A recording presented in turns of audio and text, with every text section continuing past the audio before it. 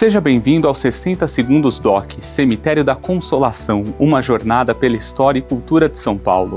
Desta vez, tive o prazer de contar com a companhia do Thiago de Souza, do canal O Que Te Assombra, um especialista em mistérios e narrativas históricas que trouxe insights únicos para esta experiência. Juntos, exploramos o coração da maior metrópole brasileira, mergulhando em um lugar que vai muito além de ser um espaço de descanso eterno. O Cemitério da Consolação é um verdadeiro museu a céu aberto, repleto de história, arte e memórias. Neste documentário, vamos viajar no tempo desde a sua fundação em 1858 até os dias atuais. Revelaremos como o terreno, que um dia foi apenas um espaço rural, transformou-se em um dos lugares mais icônicos de São Paulo. Conheça as histórias de quem doou essas terras, descubra quais celebridades descansam lá e desvende os segredos que fazem deste local um símbolo tão marcante da cidade. Prepare-se para uma jornada imperdível.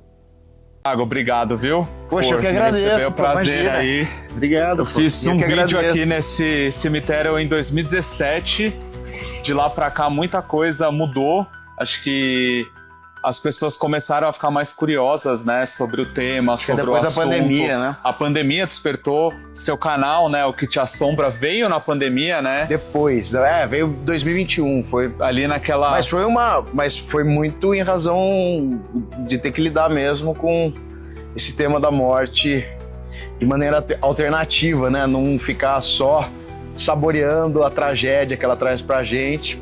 Então eu desenvolvi, ou melhor, eu idealizei o Que Te Assombra eu idealizei o Que Te Assombra e desenvolvi o Que Te Assombra com os meus parceiros de Campinas. Legal. E foi um projeto que nasceu lá e a gente acabou comunicando ele para outras cidades, para outras praças, muito porque cada cidade tem suas histórias, né? Embora toda cidade tenha uma mitologia própria, né? E, claro, mitologia ou a espiritualidade, ou as duas coisas juntas, cada um em uma dimensão do nosso cotidiano, mas a gente fez isso muito em razão da pandemia mesmo, do resultado da pandemia, que foi a morte chegando nas nossas vidas sem pedir licença. E antes da pandemia, você já tinha esse desejo ou não? Ele surgiu na pandemia? Como que foi para você? Não, eu sempre gostei do tema. Eu sou roteirista, né? Sou advogado, roteirista e sou compositor. E eu tinha, em 2018, uma triste coincidência, eu perdi minha sogra. Teve um câncer e antes dela falecer, ela foi submetida ao protocolo de cuidado paliativo, que eu achei muito bonito, então eu fiz um doc sobre cuidado paliativo. E achei legal falar mais disso, mas não estava imaginando que viria em 2020, né? Isso foi em 2018. Sim. 2 anos depois, aquele boom, né? E aí, no finalzinho da segunda onda, em 2021, a gente resolveu contar as histórias sobrenaturais de Campinas. Era bem esse quadradinho mesmo, né, de contar a história sobrenatural. E não tinha graça nenhuma fazer isso sem levar as pessoas até os lugares onde essas histórias eram relatadas, e um desses lugares foi o cemitério. E aí eu me apaixonei, comecei a estudar muito cemitério, virou meio que uma obsessão maluca, assim. E eu ouvi dizer que você é um pouco cético, né? Sou bem cético. Eu acho que... Mas é por isso que a experiência foi muito complementada em trazer as pessoas para viverem suas próprias experiências comigo, porque para mim isso é fundamental. Então... e não tem nenhum viés também, né? A pessoa, ela vai ter a percepção dela ali na hora, ela vai ter o sentimento dela ali, é muito particular, né? É que a gente vê muito na internet as pessoas sendo movidas ou administrando tudo o que elas fazem para confirmar suas convicções. Sim. E o que eu faço é exatamente o contrário. Eu já tenho minha convicção e o que eu quero, na verdade, é destituir ela de mim. Eu quero somar outras experiências para deixar isso mais legal, isso mais interessante, isso mais plural. Legal. E esse foi um percurso muito maluco. E aí eu percebi que, na verdade, essas histórias, além de elas terem um sentido de pertencimento muito grande, né? Então as pessoas conhecerem, a galera conhecer as histórias da cidade, os personagens da cidade, tudo pro que é bom, pro que é ruim, em alguma medida os crimes da cidade, também essa dimensão sobrenatural que dialoga muito com a ideia da experiência humana, do encantamento das coisas. Sim. Então tudo junto faz com que isso se torne uma experiência meio única, assim, meio que uma noite no museu, não é caça-fantasma, é mais uma noite do museu do que necessariamente um caça-fantasmas, né? Bom, tô ansioso para conhecer um pouquinho a história e vamos começar... Vamos começar num lugar que pouca gente vem aqui, embora essa seja uma capela de uma figura muito conhecida, principalmente nos anos 20, comecinho do século XIX. Aqui... Comecinho do século XX, aqui em São Paulo, que é o conde Alexandre Siciliano, que era um grande empresário e acabou se tornando um benemérito da cidade, e que tem uma homenagem estabelecida aqui no cemitério com essa obra de outro grande escultor chamado Amadeu Zani. Uhum. Se você quiser ir lá, a gente pode dar uma olhada lá dentro. Ela tá meio vamos castigada. Lá.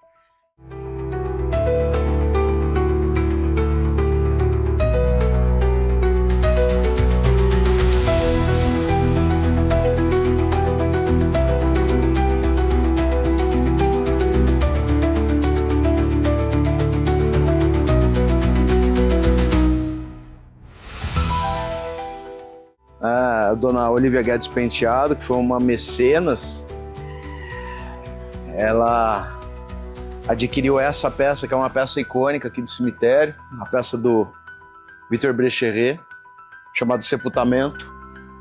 Ela comprou num festival em Paris, o projeto, e não tinha onde instalar, na verdade. E aí acabou, até por sugestão dessa outra pessoa que a gente vai visitar, instalou no mausoléu do seu finado marido, Inácio Penteado.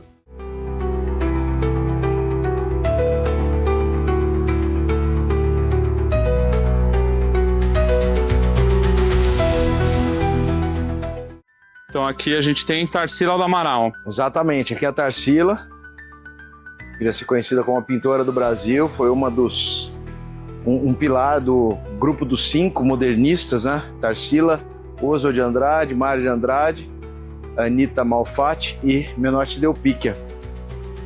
O detalhe é a simplicidade também, né, Thiago, né? Na verdade, esse é um exercício que a gente faz quando vai em cemitério, né? A gente não vê pro túmulo, não pode olhar pro túmulo projetando a obra ter da uma pessoa ou a personalidade. Ali, né? Aqui ela tá com as pessoas mais importantes da vida dela, que são seus familiares. Pessoas que ela amava, por isso que ela tá aqui.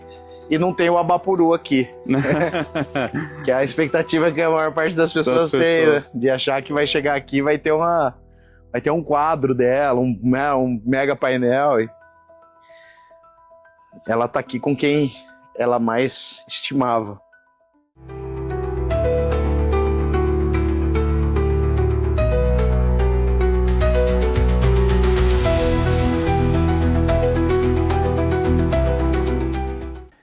Entre as muitas esculturas e símbolos presentes no Cemitério da Consolação, as lápides com colunas quebradas se destacam por sua forte carga emocional e simbólica. Representando o esteio de uma família perdida, essas colunas interrompidas são dedicadas muitas vezes a jovens cuja vida foi abruptamente interrompida, sinalizando uma cisão irregular entre a vida e a morte.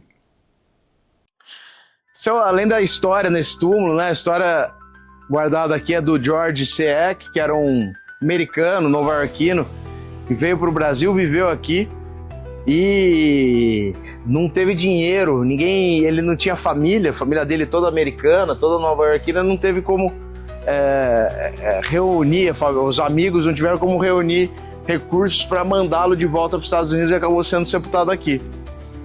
O que é interessante dessa peça é que ela é uma peça muito endêmica em cemitério, que é essa coluna quebrada. Então, para quem, claro, ninguém tem obrigação de saber, mas esse tipo de escultura faz referência a uma morte abrupta. Tem outro significado que dizem que também é um símbolo de que aqui morreu alguém que era esteio de família, mas não era o caso do George. O George tem no seu túmulo esse simbolismo porque ele teve uma morte muito abrupta. Então as há mortes uma cisão irregular da coluna da vida pela morte. Vamos estendendo um pouquinho essa reflexão. Se fosse uma morte aguardada, já com ele velhinho, né? Essa coisa toda, talvez a coluna tivesse uma cisão linear, que não é o caso. Pode ver que ela tem essa impressão mesmo. Faleceu com 29 anos, né? Tem essa impressão mesmo de que foi quebrada. Outra coluna quebrada. Também provavelmente uma pessoa jovem. Pessoa jovem ou que era uma... Isso, são as duas... Era bem jovem, é 1875, 1892. 20 e poucos anos, né? Eu venho tanta noite aqui que é até gostoso vir de dia pra... E quando você faz esses passeios à noite, como que as pessoas que participam se comportam assim? É mais uma sensação de medo, de tensão, tranquilo? Tranquilo. De revelação. Que nada mais que é só a luz, né? Não muda, né? O passeio é igualzinho, só que dia e noite. Rigorosamente, tem que tomar um pouquinho mais de cuidado com o piso só, mas tirando isso, o passeio é uma visita relativamente tranquila. Agora, mergulharemos em um dos aspectos mais fascinantes e enigmáticos do Cemitério da Consolação, os milagreiros. Entre lápides e esculturas, descobrimos os túmulos que atraem visitantes movidos pela fé, pedidos e agradecimentos. São histórias que transcendem o tempo, onde a devoção transforma simples sepulturas em santuários de esperança e mistério. Quem são essas figuras veneradas? Por que despertam tanta crença? Venha conosco desvendar esses mistérios. Chegando no milagreiro, hein, Thiago? Chegamos. Esses são famosos, né? Esse o pessoal gosta. Esse em especial, né? Eu, pelo menos, gosto muito. Esse é o Antoninho. Esse é o Antoninho. Antoninho da Rocha Mármore. Antoninho da Rocha Mármore. Esse menininho aqui.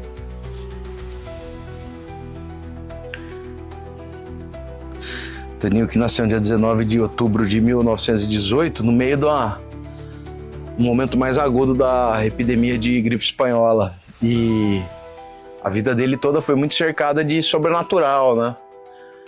Quando ele estava para nascer, a mãe dele começou a entrar em trabalho de parto, ele tinha 7 meses.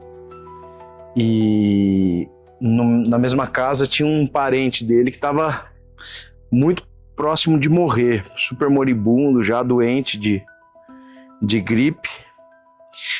E aí toca a campainha da casa, né? Bate alguém na porta e vão atender. É um médico que fala, eu vim aqui porque me chamaram aqui.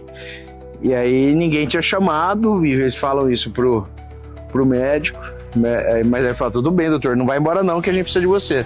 E aí ele começa a ajudar, a auxiliar a mãe dele no parto. Ele nasce. Quando ele nasce, vem esse parente que estava praticamente morto, vai saudá-lo no quarto, completamente recuperado. Não precisa nem falar que o cara ficou bom, quer dizer, estava para morrer, o moleque nasceu, ficou ótimo. Então, e a vida dele inteira foi um milagre em vida. Opa! Não, ele fez vários, assim, tem várias passagens inexplicáveis, além de ter o dom da premonição. Então, a vida inteira dele é cercada por esse tipo de acontecimento. Numa ocasião, quando ele tinha, sei lá, seus 9, 10 anos, ele vai numa missa de um padre que ele gostava muito e abraça o padre no final da missa e fala, poxa, padre, eu gostando do senhor, eu gosto tanto do senhor que eu vou morrer no dia que o senhor faz aniversário. E ele falou, pelo amor de Deus, Antônio, nós somos um moleque, para com isso. Uma vida cheia. Foi ele que foi em dezembro, né? Próximo do Natal, né? Bem, foi dia 21. O Nelsinho Santana também é um outro milagreiro que é de Araraquara e de Ibitinga. Ele também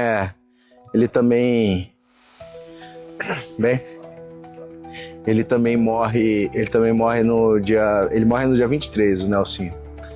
Enfim, e aí ele acaba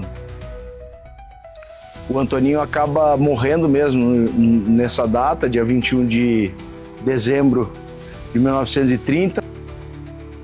Ô, Thiago, e tem uma curiosidade que hoje o Antoninho ele não tá mais aqui, né? Não, o Antoninho desde 2021 foi para a Capela Nossa Senhora da Saúde, no Complexo Hospitalar Antoninho da Rocha Mármore, São José dos Campos. E isso aconteceu porque existe um processo bem adiantado de primeiro beatificação, que vai ser quando vão reconhecer o primeiro milagre dele, e se seguir esse processo, se outros milagres forem analisados, ele pode ser canonizado em caso de reconhecimento da validade desses outros milagres. Então, quando isso acontece, ele já é um venerável, né? Ele já é um servo do Senhor, já tem virtudes heróicas consideradas, e aí e agora então a gente espera essa segunda possibilidade, que é a dele se tornar, quem sabe, o primeiro santo paulistano da história. Santo paulistano. Mais uma milagreira agora, né? Mais uma milagreira, Dona Maria. Essa bastante, né? Dona Maria Judite de Barros.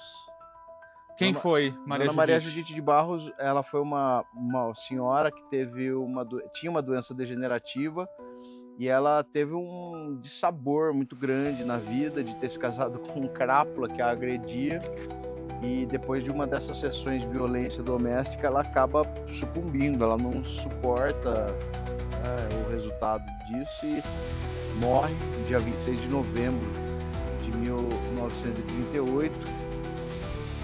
Feminicídio ou não? Na época não existia esse tipo, foi ele que a matou, então seria sim. Seria a vítima. A gente tem muita milagreira que é vítima de feminicídio. Aqui a gente tem a Dona Maria Judite de Barros, no Quarta Parada tem a Felisbina Miller, poxa, tem a história da Ana Rosa de Botucatu, tem muitas histórias de feminicídio de mulheres que se tornam milagreiras de cemitério. Bom, Dona Maria Judite vira uma milagreira, a sua primeira devota, vamos dizer assim, foi uma senhora que também passava por isso. Ela ajuda a Dona Maria Judite, segundo ela, intercede, ajuda ela a resolver o problema dela, o que ela fez com o marido da mulher, eu não sei. Imagino, mas enfim. Então, mas a Dona Maria Judite, ela tem uma característica muito interessante.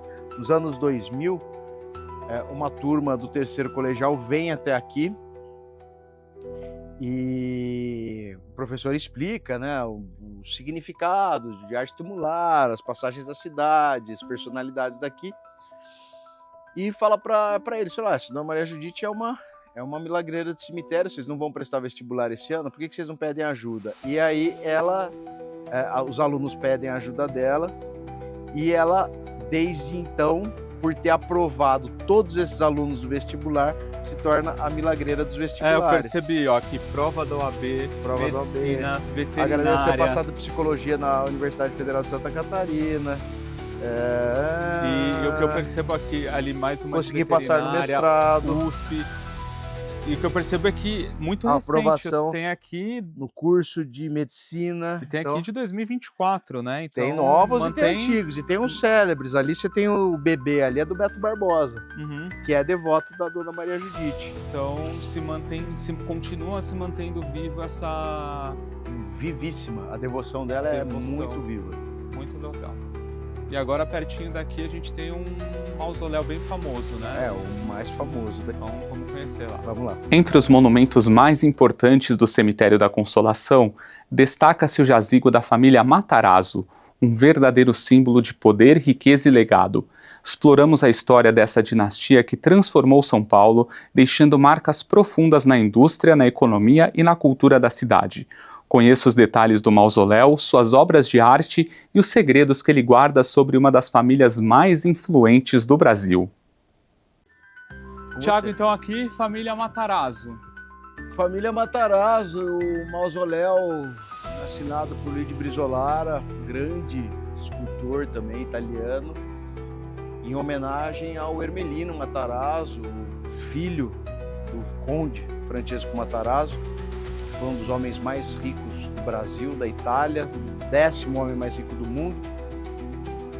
O Ermelino morreu num acidente, ele era piloto automobilístico, né? Isso, ele era piloto de carro, morreu numa corrida na Itália, nascido em Sorocaba, ele já era brasileiro, Ermelino, e o Conde Matarazzo, para enaltecer a memória do seu filho, construiu esse que é o maior mausoléu da América Latina, é o que se tem pelo menos, como eu falei, assinado pelo Luiz de Brizolara, um grande escultor.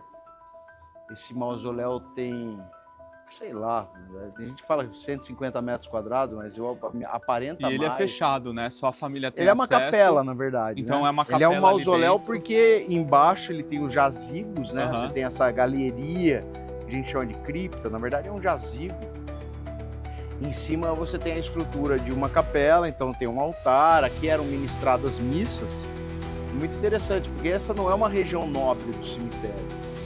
Na parte do fundo, na parte do fundo, porque embora ele fosse muito rico já, e esse é um dado importante, porque a gente percebe que o cemitério sempre foi um lugar de frequência social, lugar de convívio social, então as famílias que prosperavam economicamente, especialmente as famílias de imigrantes estrangeiros, faziam questão de marcar sua presença com grandes obras, com monumentos ou com capelas, e a razão é parecida com aquela que a gente falou, é muito motivada, aliás, por aquilo que a gente falou, né? Já que eu não posso mais ser sepultado dentro de igreja, eu tenho dinheiro, eu construo a minha dentro do cemitério, exatamente, a lógica era essa mesmo. Então, esse é um dos lugares mais visitados aqui do cemitério, e não por outra razão, também é muito destacado, né? Icônico, tanto do ponto de vista arquitetônico e por seu conjunto escultórico, como também pela personalidade que está aqui, que fundou esse lugar para sua família. E aqui tem uma história também de assombração. Ah, é? Tem. A história mais famosa... Né? Tá ficando noite, mas vamos lá, né? Vamos lá. A história mais famosa de assombração do cemitério, ela se passa aqui, e ela tem início na ocasião do sepultamento de uma relativa, de uma parente do Conde Matarazzo, em que o sepultador, o coveiro, morre, tem um mal súbito durante esse processo de sepultamento, cai duro lá, morre.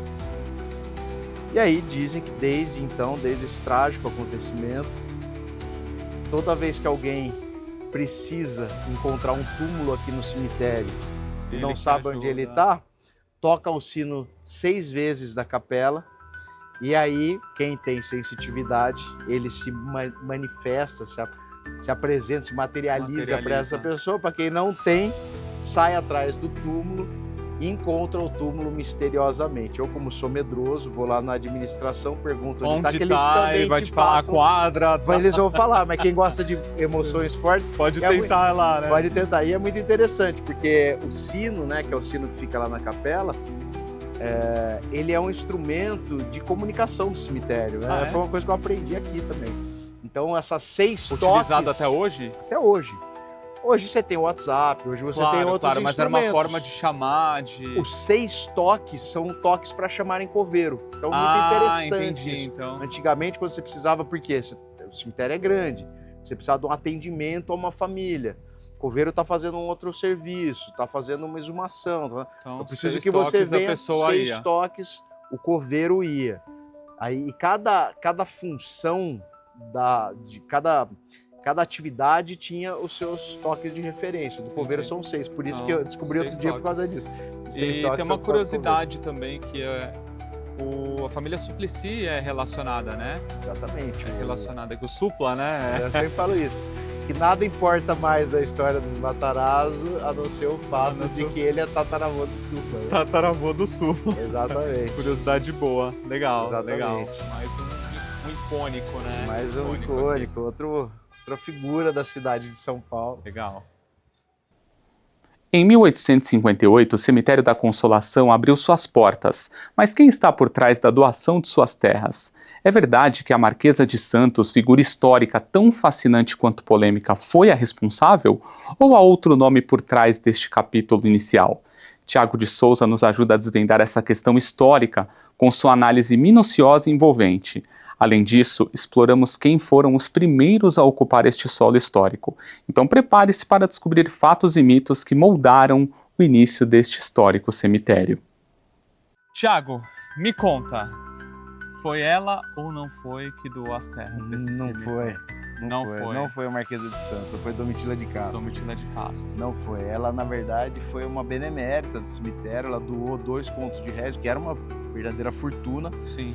E esses recursos foram destinados à construção da capela, da primeira capela, a capela original daqui. Uhum. Então, depois, quando ela morreu, ela ainda deixou, por desejo testamentário, mais 4 contos de réis, que imagina, 2 já era uma fortuna, 4 Deixou contos era mais. muito dinheiro, então ela foi uma benemérita, mas Não foi ela que... Não foi ela. Não Olha. teve doação nenhuma. Então já vamos tirar a fake news aí que todo mundo fala, né? Que a doadora das terras do cemitério, né? Tem, mas sei lá, também assim, a gente sabe, são dados históricos, mas tem certas místicas que vão ficando. Vira história, acho né? que ela depois, no final das contas, acabou se tornando mesmo uma benemérita e tá tudo bem, assim. Claro, a gente não está falando apenas de a compreensão das pessoas de certos fatos, né? Às vezes ela é nublada, né? Sim. E às vezes pela própria história nublada, né? Então, mas ela não foi a doadora do não foi a doadora do terreno. Não foi. Então tiramos aí a dúvida.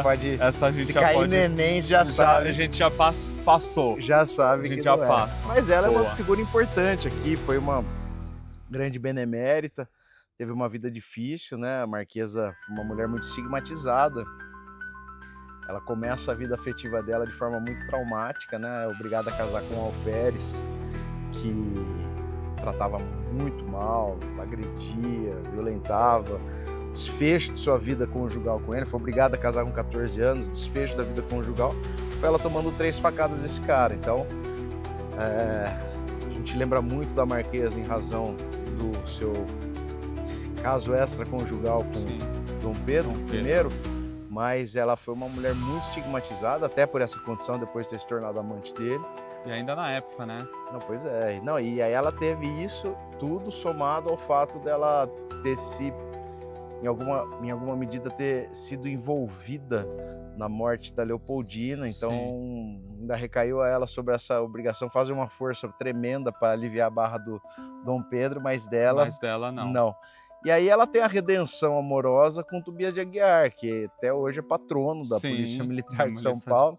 A rota, né? A rotas ostensivas do Tobias de Aguiar. É interessante, porque a razão disso é porque ele era um opositor, não necessariamente do regime, né? Mas ele se opôs aos interventores do Império aqui em São Paulo, tanto que ele tenta uma revolução liberal junto com o Diogo Feijó, que é o regente Feijó, e perde, vai preso, e ela acompanha ele no final da vida. Mas, para além disso, tem 2 fatos curiosos sobre a Marquesa. Primeiro, de que ela acabou se tornando uma milagreira de cemitério, e o primeiro devoto dela tá ali, ó, o Mário Zan, que era um sanfoneiro, pede ajuda para a Marquesa para auxiliá-lo numa questão de saúde da família. A filha dele estava adoentada, ele pediu ajuda à Marquesa, recebeu ajuda segundo ele e passou a cuidar da sepultura dela. Então, em vida, ele passou a cuidar Cuidou da sepultura da Marquesa. Ali tem alguns ex-votos colados, de agradecimento a graças alcançadas, e para além disso, ela acabou virando um tipo de, até em razão dos estigmas que ela viveu, um tipo de padroeira das prostitutas, de mulheres que continuam sofrendo esse estigma, né? Não necessariamente por serem amantes, mas enfim, pela vida difícil que elas levam. Não fala de vida fácil, uma vida dificílima.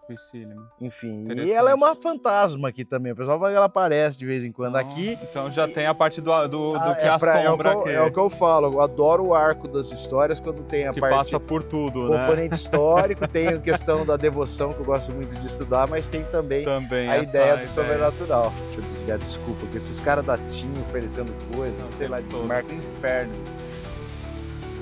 O Capitão Jaime não foi o primeiro. O Capitão Jaime é o túmulo mais antigo hoje daqui. Vamos virar aqui para que a gente fala dele. Capitão Jaime, na verdade, não é o primeiro túmulo daqui. Não foi a primeira pessoa sepultada. Ele é o túmulo mais antigo, é o remanescente desse período do embrionário aí do cemitério, né? A primeira Então pessoa... aqui o capitão Jaime da Silva Teles é um dos primeiros a ser enterrado aqui no Alguns cemitério da meses Consolação. depois do início... 4 de novembro de 58. Isso, que a ele primeira faleceu. pessoa sepultada aqui foi a Dona Teresa Corrêa de Jesus, que foi sepultada no dia 15 de agosto de 1858. Aham. Ela era uma mulher escravizada, na verdade, ela era descrita como uma agregada, que era um jeito simpático de falar que era uma escravizada de dentro de casa. Ela é sepultada, também é sepultado um preso que morreu na cadeia e um outro escravizado.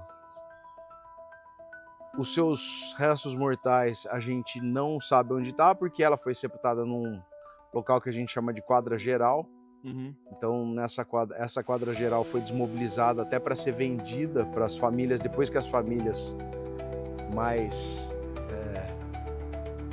abastadas da cidade se viram convencidas a serem sepultadas no cemitério, porque essa era uma briga antiga, né? Era uma briga que durou muito tempo, porque antigamente as famílias ricas, católicas, eram sepultadas dentro de igreja. Pobre era sepultado em qualquer lugar. Aqui em São Paulo existia o cemitério dos Aflitos, que foi o primeiro Sim. cemitério formal da cidade. E na verdade o cemitério nasceu por uma questão sanitária, né? Porque as pessoas elas eram enterradas nas igrejas, né? É e não é. Mais ou menos. Então, porque, na verdade, sim, e sustentado sobre uma teoria sanitária chamada teoria dos miasmas, que de maneira muito superficial, muito rasa, era uma teoria que defendia que o cheiro dos mortos era um vetor de transmissão de doenças respiratórias, então não podia aquilo eles...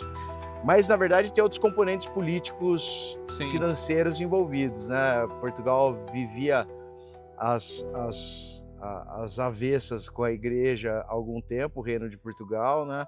Houve um grande desentendimento entre a Igreja Católica e o Reino de Portugal. Não por outra razão, o Marquês de Pombal proibiu a Companhia de Jesus de transitar em seus reinados, em seus domínios. Mas há, em 1801, uma carta régia de Dom João VI que proíbe, que na verdade não é só a proibição, né? A questão maior era o monopólio da morte.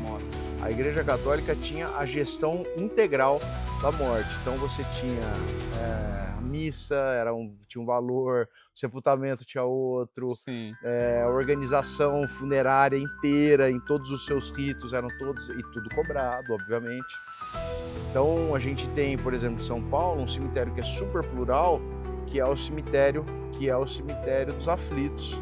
Agora está muito em debate, Sim. porque nos últimos tempos a gente viu que foram retiradas luminárias japonesas da Rua dos Aflitos. Para mim, uma decisão perfeitamente correta, que refaz um comando do próprio Condepar de 77, que dizia que era um equívoco a instalação dessas luminárias ali. O resto do bairro não tem problema nenhum. Ali não, porque ali é a Alameda do Cemitério dos Aflitos. O último remanescente desse cemitério é a Capela dos Aflitos. Então aquele lugar era um lugar que não merecia design nenhum, exatamente por ser... uma reparação histórica do que aconteceu, né? Eu tenho um pouco de... Eu nem avanço para esse lugar. Eu acho que é uma reparação urbanística. Óbvio que ela tem um componente de muita força étnica, porque a grande maioria das pessoas sepultadas no Cemitério dos Aflitos eram negros escravizados, mas também tinha indígena, também tinha católico. Então, claro que sim, existe à frente desse tempo também o reconhecimento daquele território como um território negro e indígena, mas eu acho que para quem não se identifica, o que eu acho uma estupidez também, porque eu acho que esse tema é um tema que deveria ser afeto a todos nós. Com certeza. Quem não se identifica com isso, acha que então se atenha à ideia de que aquele é o primeiro cemitério público de São Paulo. Por isso, também precisa ser protegido. Então, se não quer entrar em debate étnico, porque não se vê na condição de defender o que eu acho que é mais do que legítimo de todas essas comunidades requererem a sua presença naquele território, saibam que aquele era um cemitério que acolhia. Hoje, se a gente pensasse na realidade social de São Paulo hoje, muito provavelmente, se fossem as mesmas condições de antigamente, nós muito provavelmente seríamos sepultados lá, porque não tinha a essa época cemitério protestante, não tinha a essa época cemitério privado, não tinha a essa época a possibilidade de cremação. Então, se você não fosse rico e católico e obviamente seriam sepultados dentro de igreja, era para lá que todos nós iríamos. Então, é muito importante essa memória do lugar para a gente lembrar disso. Por isso que não é o fato de ser uma luminária japonesa, é o fato de ser uma luminária com um design que só represente um povo. E não todos os povos. Por isso que é muito importante que não tenha nenhum, inclusive não tem que ter nenhum tipo representando de cada um, exato. Porque a gente está falando de uma pluralidade muito grande de pessoas e de etnias ali sepultadas. Legal. Por isso que hoje é muito importante que ali só esteja mesmo uma luminária de LED que ilumine, que traga luz, que tire da frente do campo de visão das pessoas qualquer outro elemento identificador que a confunda na hora de reconhecer aquele lugar. Porque ver é diferente de enxergar. Então muita gente que passava ali via a capelinha, mas não enxergava ela a profundidade que ela merecia ser vista. Então eu acho que esse é um dado muito importante para a cidade de São Paulo. Claro que para os povos negros, que se vê representado por razão da grande maioria das pessoas, ali ficava um pelourinho que torturava, que punia a grande maioria das vezes, ou negros escravizados ou indígenas, né? Não existiam brancos sendo açoitados no pelourinho. Então, claro que esse é um lugar de memória, de dor, mas de reconhecimento e pertencimento da comunidade. Mas também importa a cidade como um todo, mesmo para quem não se reconheça nessas lutas, que eu falei, eu acho uma idiotice. Acho que esse é um tema para todo mundo. Mas, enfim, para quem não se reconhece nesse tema, saiba que ali também, muito provavelmente, nós seríamos... Porque eu não sou católico. Eu seria sepultado. Aqui a gente tem o Ramos de Azevedo, né? Ramos de Azevedo, que é um dos maiores escritórios de arquitetura, né? Muito onipresente na cidade de São Paulo, né? Tem ali a praça, o Teatro Municipal é do escritório dele, não é assinado o teatro, né? Mas o Mercado Municipal, por exemplo, o portal de entrada aqui do cemitério é exatamente isso aqui. Para a hora que você voltar, dá uma olhada. É o mesmo portal. Esse portal ele foi reproduzido no túmulo dele. Ô Thiago, e a gente repara que aqui tem muitos jazigos que são com essa arquitetura egípcia, né? Isso tem um motivo? Na verdade, esse foi uma moda de uma época, né? Houve nos anos 30, final dos anos 20, começo dos anos 30, a egiptomania. Então, a gente acha vários túmulos com essas referências estéticas, né? De esfinges, às vezes de pirâmides. O que temos aqui? Essa é também outra peça icônica do Materno Giribaldi para a família Jafé, né? A Nami Jafé sepultada aqui. E essa é uma peça também que é uma aula de arte tumular do ponto de vista de signos, né? Sim. Então a gente vê várias ninfas que se somam e formam uma nau, como se fosse um navio, né? Um barco, levando o morto. Lá em cima teria... Na verdade, ele não tem ninguém sepultado, tá? Mas ali em cima... Seria ali um caixão, a representação de uma urna, né? Funerária. Ali em cima uma pranteadora, lamentando, chorando. A gente consegue ver embaixo ter os gatinhos que moram ali, que são maravilhosos. E essas ninfas, na verdade, que formam essa embarcação, elas vão navegando num mar de flores, né? As flores, do ponto de vista de significado em arte tumular, elas expressam, assim, também falando de forma bem simplificada, mas elas expressam a vitória da vida sobre a morte. Cada tipo de flor tem uma representação. Mas você reparar aqui, ó, não são ondas comuns, são ondas de flores.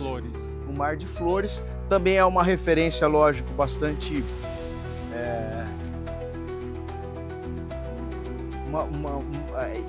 influenciada pela ideia do Caronte, que é o barqueiro que leva os vivos, né, atravessa o mar que divide o mundo de vivos e mortos. Então tem essa ideia da travessia da morte, da vida para a morte.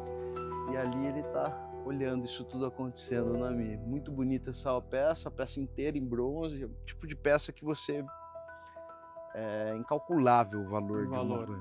Incalculável, não dá para ter ideia, tanto pelo material como pela habilidade do Materno Giribaldi, que era um grande escultor italiano. Interessante esse dado também, né?